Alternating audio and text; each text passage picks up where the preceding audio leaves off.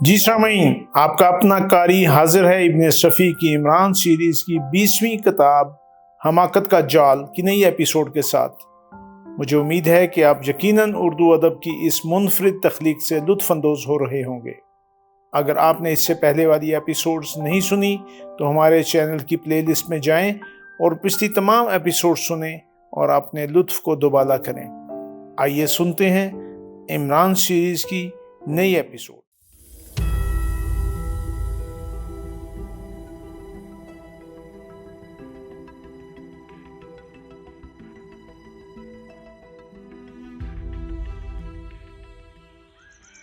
دوسری صبح شہر کے اخبارات میں ایک سنسنی خیز خبر دیکھی گئی اور یہ خبر مسز نعمانی کے متعلق تھی۔ اس کی پراسرار گمشدگی پر محکمہ خارجہ نے تشویش ظاہر کی تھی اور اس کی طرف سے اعلان کیا تھا کہ مسز نعمانی کا نشان بتانے والے کو 5000 روپے بطور انعام دیے جائیں گے۔ بعض نے یہ بھی لکھا تھا کہ اس کی تحویل میں بعض اہم کاغذات بھی تھے جو ابھی تک اپنے ڈپٹی سیکرٹری کو نہیں مل سکے۔ ان اخبارات نے خیال ظاہر کیا تھا کہ ممکن ہے وہ کاغذات ہی اس کی گمشدگی کا باعث بنے ہوں۔ یہ تمام خبریں عمران ہی کی ایما پر شائع ہوئی تھیں۔ اس نے رات دانش منزل ہی کے ایک کمرے میں بسر کی تھی۔ صبح ہی صبح اس نے جولیانا فٹر واٹر کو فون کیا۔ وہ دراصل یہ معلوم کرنا چاہتا تھا کہ اسے صفدر کی طرف سے کوئی پیغام ملا یا نہیں۔ جی نہیں۔ دوسری طرف سے آواز آئی، یہ تیل کا کیا قصہ ہے جناب؟ اندرون ملک سے جو تیل آئل اسٹیشن کے لیے بیچا جاتا ہے اس کی پوری مقدار شاز و ناظر ہی پہنچتی ہے۔ کبھی پوری مقدار میں بھی پہنچ جاتا ہے؟ جولیا نے پوچھا۔ شاز و ناظر کا یہی مطلب ہوتا ہے جولیا۔ اوہ معاف کیجیے گا، میں ابھی سو کر اٹھی ہوں جناب، دماغ ٹھیک نہیں ہے۔ تب پھر یہ بھی نہیں کہا جا سکتا کہ پائپ لائن میں کوئی خرابی واقع ہو گئی ہوگی؟ تمہارا خیال درست ہے۔ پھر کیا وجہ ہو سکتی ہے؟ ہو سکتا ہے آئی فیلڈ ہی میں کوئی شرارت ہو رہی ہو۔ ایسا ممکن ہے۔ تم دیکھ ہی رہی ہو کہ آج کی دنیا دو مختلف کیمپوں میں بٹ گئی ہے۔ ایک کیمپ کے جاسوس دوسرے کیمپ میں گھسنے کی کوشش کرتے ہیں تاکہ اس کی جڑیں کھوکھلی کر سکیں۔ ہمارے تیل کا مسئلہ بھی مخالف کیمپ کے جاسوسوں کی توجہ اپنی طرف مبذول کرا سکتا ہے۔ دراصل ان دنوں ہم ایک معاہدے کے تحت اپنا تیل ایک دوسرے دوست ملک کو دے رہے ہیں۔ اب تم خود سوچو کہ معاملات کیا ہوں گے۔ مجھے یقین ہے کہ مخالف کیمپ کے جاسوس اس میں حارج ہونے کے لیے ایڑی چوٹی کا زور لگا دیں گے۔ جی ہاں، میں نے بھی یہی سوچا تھا۔ تو پھر کیا ہم اپنی تمام تر توجہ آئل فیلڈ کی طرف؟ نہیں، اس کی ضرورت نہیں ہے۔ عمران نے اسے جملہ پورا نہیں کرنے دیا۔ محکمہ سراغ ثانی کے بہترین دماغ وہاں چھان بین کر رہے ہیں اور اپنا بھی ایک آدمی ان میں موجود ہے۔ کون؟ سارجنٹ نعمانی۔ وہ بڑی خوش اسلوبی سے اپنے فرائض انجام دے رہا ہے۔ ابھی تک اس نے جو اطلاعات بہم پہنچائی ہیں اس سے میرے نظریے کی تائید ہوتی ہے۔ وہاں کچھ مشتبہ لوگ موجود ہیں۔ تب پھر یہاں آئل اسٹیشن پر بھی ہوں گے؟ ہو سکتے ہیں۔ عمران نے کہا اور سلسلہ منقطع کر دیا۔ اسے صفدر کے متعلق تشویش ہو گئی تھی، کہیں وہ کسی حادثہ کا شکار نہ ہو گیا ہو، کیونکہ وہ لوگ جن کی نگرانی پر اسے مقرر کیا گیا تھا بہت چالاک تھے۔ ان کی چالاکی کا جیتا جاگتا ثبوت خود عمران کی گاڑی کا ہڈ تھا جس میں اب بھی 3 سوراخ موجود تھے۔ اس نے دانش منزل سے نکل کر ایک ٹیکسی لی اور اسی طرف روانہ ہو گیا جہاں پچھلے دن صفدر کو چھوڑا تھا۔ اس کے ذہن میں بیک وقت کئی مسائل ایک دوسرے سے الجھ رہے تھے۔ روشی کی داستان، مسز نعمانی کی داستان اور اس آدمی کی شخصیت جس کے اوپری ہونٹ پر خفیف سا شگاف تھا۔ وہ کوئی معمولی آدمی نہیں تھا، لہٰذا اس کے خلاف کافی ثبوت مہیا کیے بغیر عمران کوئی کارروائی نہیں کر سکتا تھا۔ شہر میں اس کے کئی چھوٹے موٹے کارخانے تھے اور اعلیٰ حکام تک اس کی پہنچ تھی۔ دعوتوں اور پارٹیوں پر بے تحاشا پیسے لٹاتا تھا، اکثر تقریبات میں سربراہ مملکت تک کو مدعو کر دیتا تھا، مگر احمقوں کی انجمن کا خرنشین صدر ہونا عمران کے لیے حیرت انگیز ضرور تھا۔ آخر اس انجمن کا مقصد کیا تھا؟ اس نے منزل مقصود سے کافی فاصلے پر ٹیکسی چھوڑ دی اور پیدل ہی چل پڑا۔ عمارت کے سامنے والے فٹ پاتھ پر اس نے چاروں طرف نظر دوڑائی، لیکن صفدر کہیں نہ دکھائی دیا۔ ویسے یہاں اس وقت بھی بتھیرے مزدور موجود تھے۔ عمران کی تشویش بڑھ گئی، مگر وہ اس کے متعلق کسی سے پوچھ گچھ بھی نہیں کر سکتا تھا۔ اسے ایسا محسوس ہوا جیسے کوٹھی کے پھاٹک پر لگی ہوئی نیم پلیٹ اسے منہ چڑھا رہی ہو۔ نیم پلیٹ پر AH رنگون والا تحریر تھا۔ اس آدمی کے متعلق مشہور تھا کہ وہ دوسری جنگ عظیم کے زمانے میں برما سے بھاگ کر آیا تھا اور پھر یہاں بھی آہستہ آہستہ اس کا کاروبار پھیلتا گیا تھا۔ جب آیا تھا کپڑے تھے اور جیبیں خالی، مگر پھر حیرت انگیز طور پر وہ مالدار ہوتا گیا۔ کروڑوں کا کاروبار چھوڑ کر بھاگ آیا تھا، لیکن خوش قسمتی برابر اس کا تعاقب کرتی رہی تھی۔ وہ صرف تھوڑے دنوں تک کنگال رہا اور اس کے بعد پھر دولت نے اس کا گھر دیکھ لیا۔ عمران کھڑا سوچتا رہا کہ اب اسے کیا کرنا چاہیے، مگر 15 منٹ گزر جانے کے بعد بھی وہ کوئی فیصلہ نہ کر سکا۔ سوال تو یہ تھا کہ وہ صفدر کو تلاش کہاں کرتا۔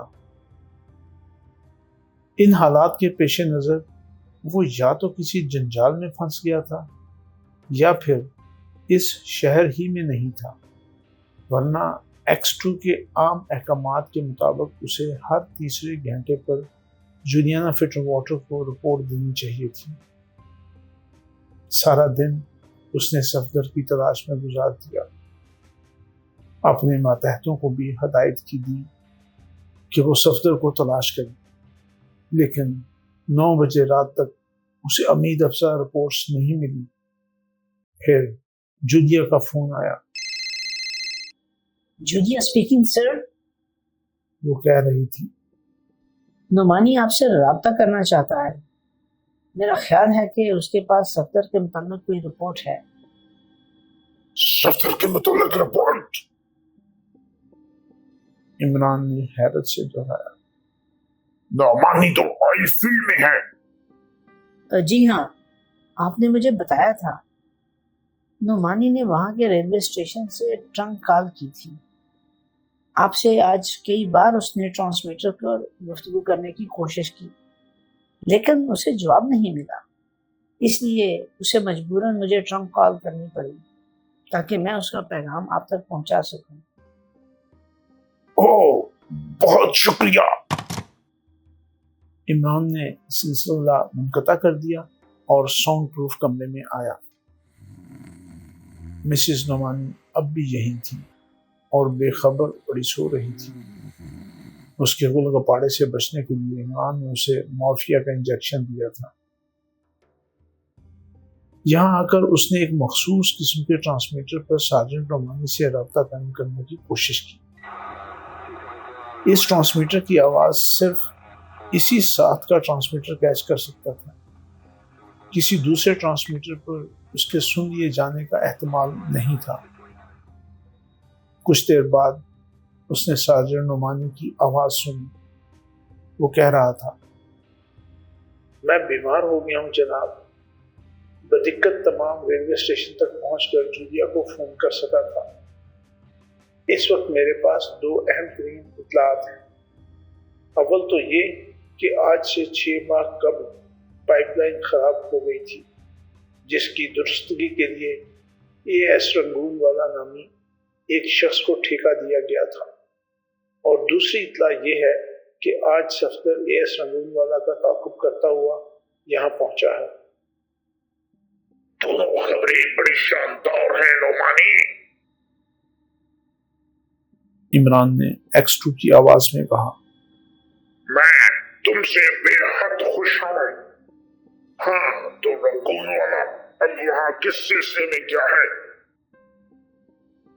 غالباً اب پھر اسے پائپ لائن کی درستگی کے لیے ٹھیکہ دیا جائے گا۔ تو ان کی دانش میں یہ پائپ لائن کی خرابی ہی ہے؟ جی ہاں، چیف انجینئر کا یہی خیال ہے۔ اچھا، تو اب چیف انجینئر پر بھی نظر رکھو۔ بہت بہتر جناب۔ کیا پوری پائپ لائن کی کھدائی کی تجویز زیر غور ہے؟ نہیں جناب، اس کا تصور بھی نہیں کیا جا سکتا۔ پوری پائپ لائن 300 میل لمبی ہے۔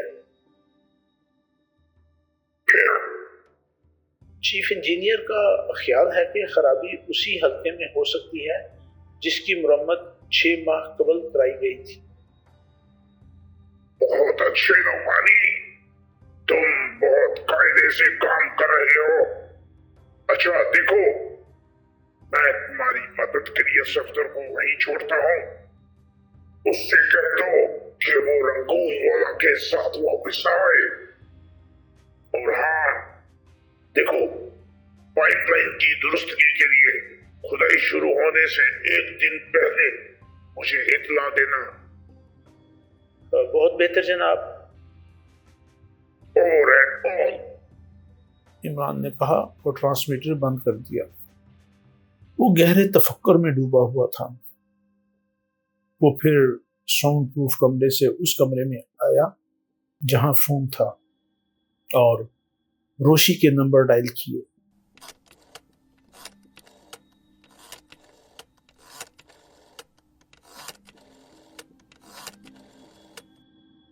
ہیلو روشی،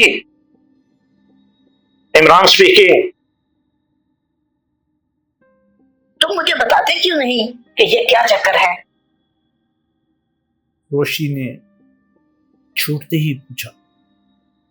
چکر یہ ہے کہ میں اس انجمن کو فنا کر دینا چاہتا ہوں۔ کیوں؟ میری موجودگی میں کوئی دوسرا اس انجمن کا صدر نہیں ہو سکتا۔ مجھ سے بڑا احمق اس شہر میں اور کون ہوگا؟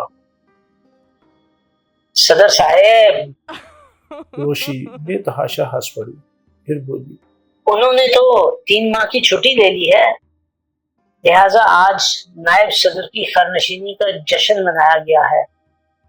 مجلس عاملہ کے ارکان کا خیال ہے کہ 3 ماہ گزرنے کے بعد صدر صاحب استعفیٰ دے دیں گے، کیونکہ وہ دوسروں کا حق مار کر زیادہ دنوں تک خرنشین نہیں رہنا چاہتے۔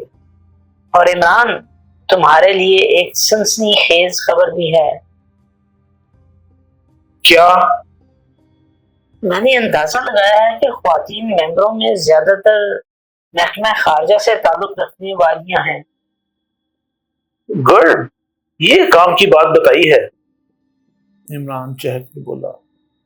میں نہیں سمجھی۔ نہ سمجھنا ہی بہتر ہے، ورنہ تم اپنے رویے میں بے ساختگی نہ پیدا کر سکو گی۔ اب تم کوشش کرو کہ تمہیں جلد از جلد ممبر بنا لیا جائے۔ میں کل سے ہرگز نہیں جاؤں گی۔ کیوں؟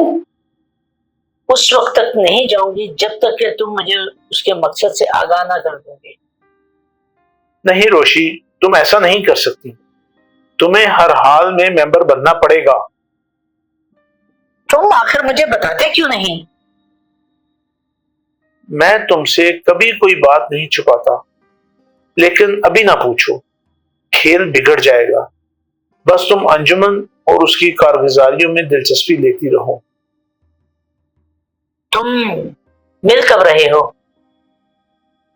انجمن کا خاتمہ کرنے کے بعد۔ مجھ سے فی الحال دور ہی دور رہو۔ روشی جن لوگوں سے سابقہ پڑا ہے بہت زیادہ محتاط اور چالاک ہیں۔ اگر کہیں راہ میں اتفاقاً مجھ سے ملاقات بھی ہو جائے تو اجنبیوں کی طرح میرے قریب سے گزر جانا۔ اور سنو، آج وہاں ایک عجیب و غریب احمق بھی نظر سے گزرا۔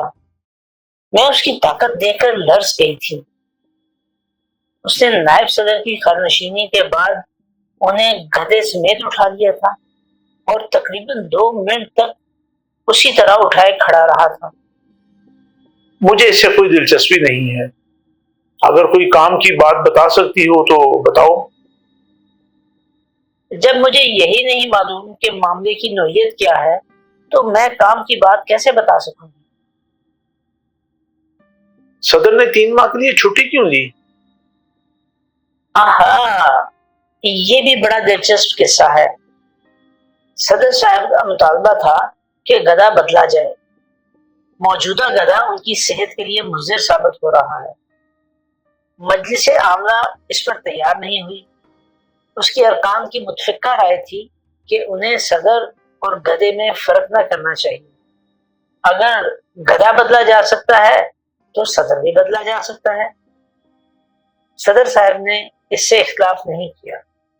انہوں نے چھٹی لے لی تاکہ گدھا اور صدر دونوں بدل دیے جائیں، لیکن نائب صدر نے بنتے ہی اعلان کر دیا کہ گدھا نہیں بدلا جائے گا۔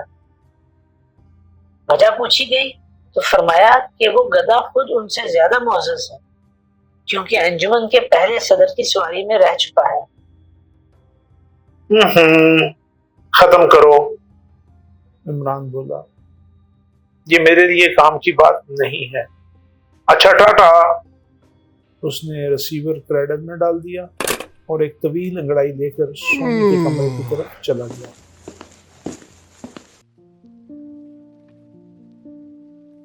جی سامعین، آپ نے عمران سیریز کی نئی ایپیسوڈ سنی۔ مجھے یقین ہے کہ آپ ضرور اس سے محظوظ ہوئے ہوں گے۔ آپ کا قاری آپ سے اجازت چاہتا ہے، مگر جانے سے پہلے ہمارے چینل کو ضرور سبسکرائب کریں، اپنے دوستوں اور دیگر حلقہ احباب میں بھی اسے شیئر کریں۔ ملتے ہیں کچھ دیر کے بعد نئی ایپیسوڈ کے ساتھ۔